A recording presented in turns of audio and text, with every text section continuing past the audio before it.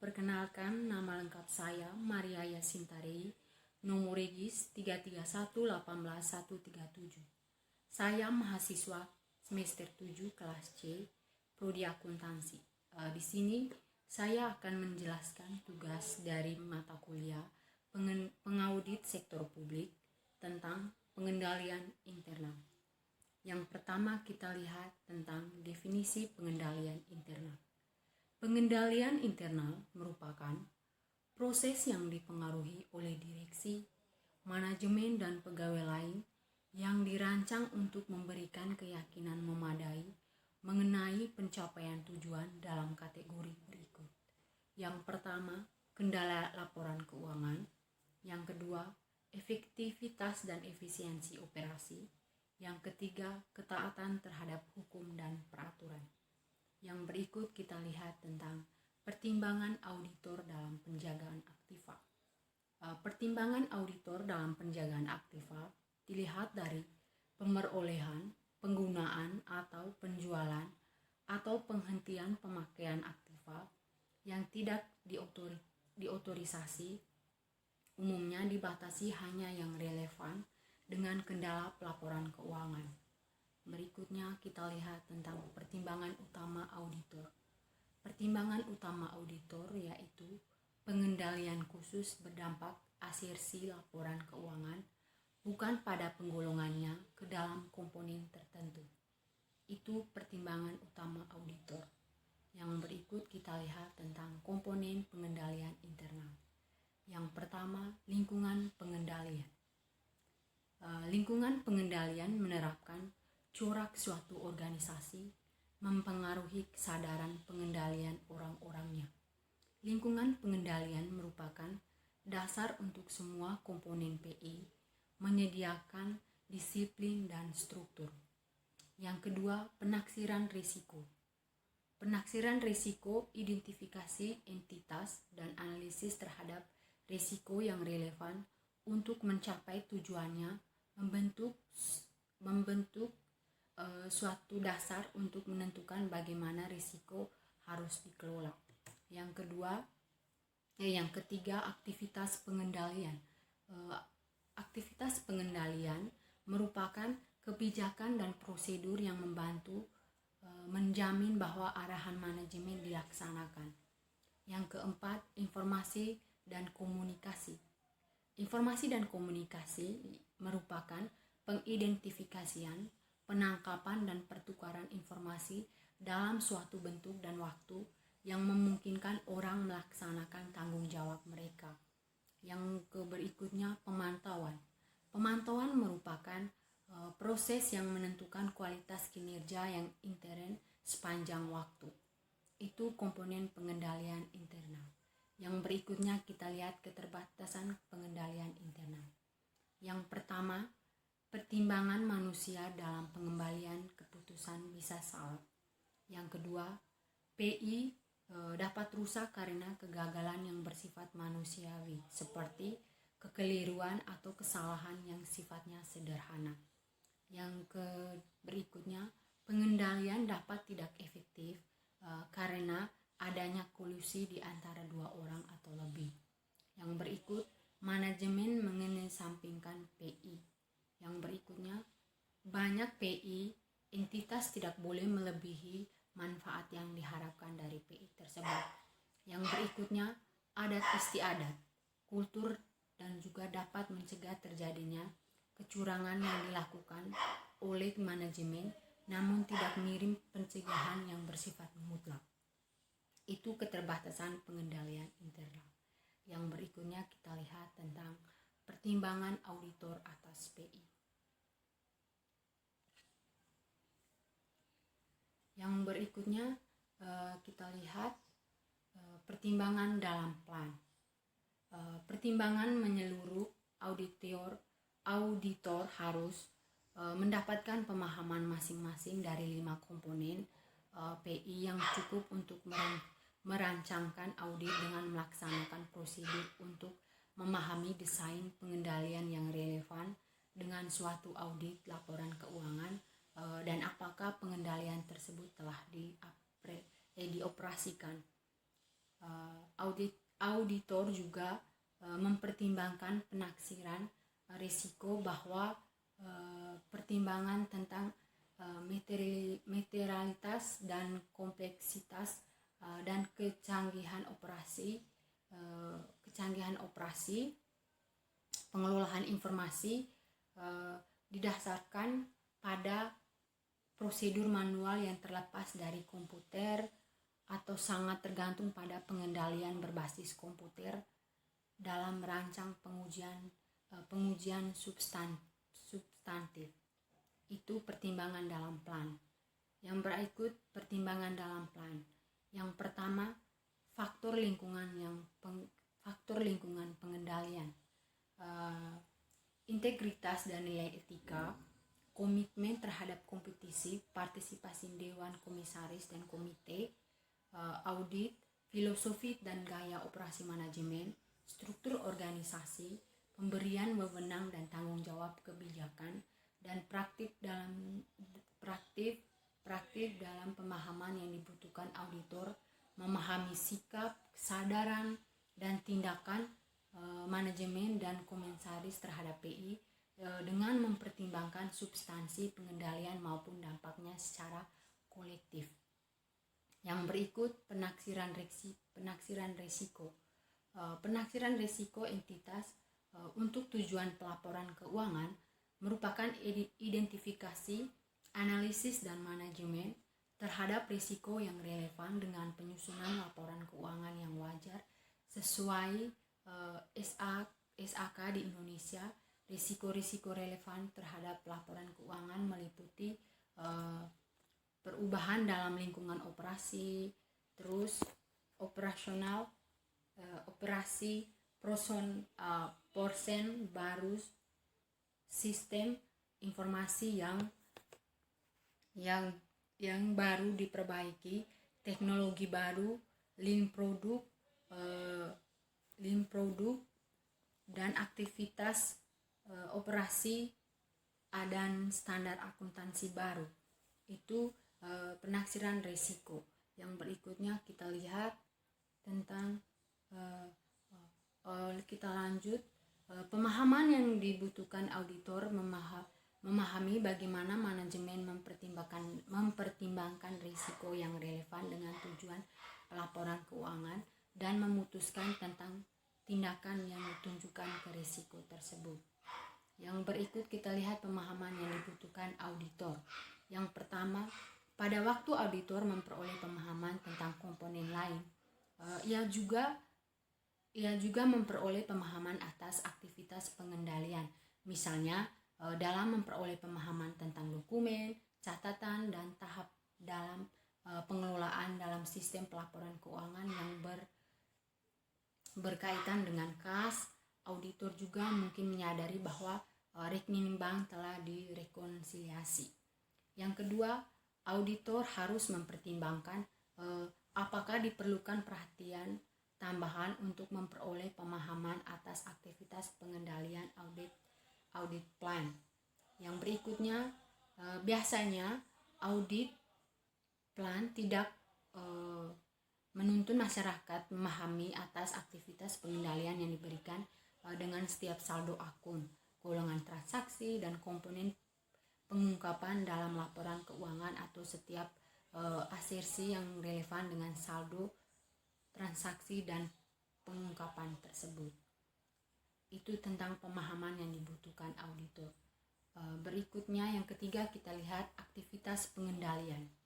Aktivitas pengendalian yang mungkin relevan dengan audit dapat digolongkan sebagai kebijakan dan prosedur yang berkaitan dengan yang pertama, review terhadap kinerja finansial, yang kedua, pengelolaan informasi, yang ketiga, pengendalian fisik atau aset, dan yang keempat, pemisahan tugas atau otorisasi pencatatan dan penjagaan aset.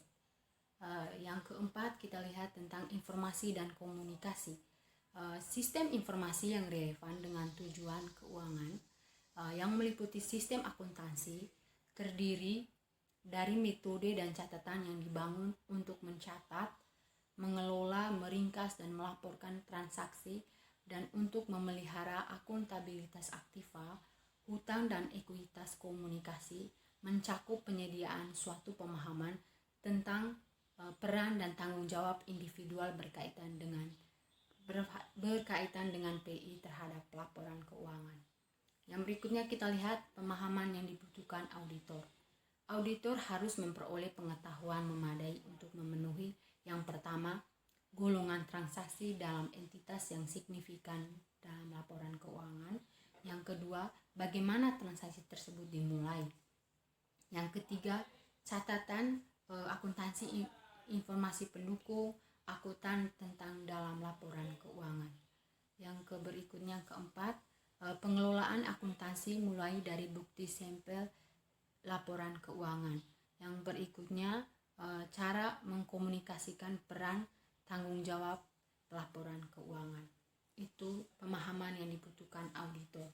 Yang berikutnya kita lihat tentang pemantauan.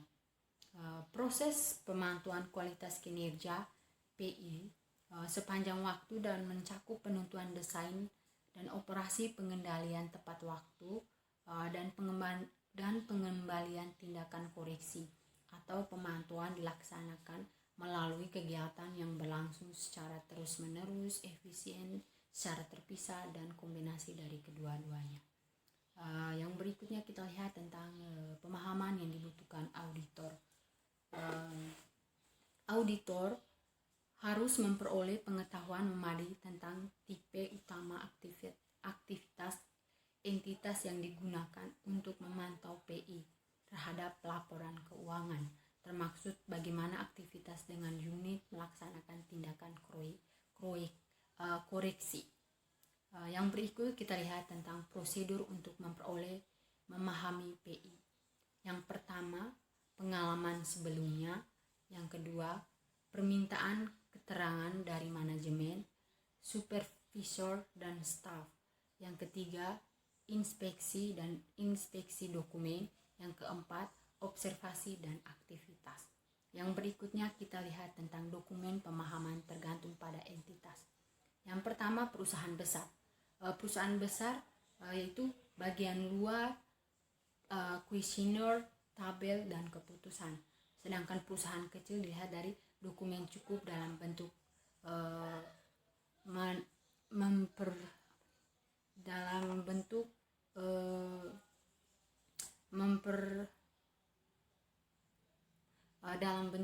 memorandum seperti itu. Yang berikutnya kita lihat dampak PI dalam penaksiran risiko pengendalian. Yang pertama, menyeluruh risiko pengendalian adalah risiko salah satu saji material tidak dapat dicegah atau dideteksi oleh PI. Yang kedua, penaksiran risiko pengendalian di bawah satu tingkatan maksimum mencakup pengidentifikasian, pengendalian khusus yang relevan dengan aksesoris khusus yang kemungkinan mencegah salah saji material dalam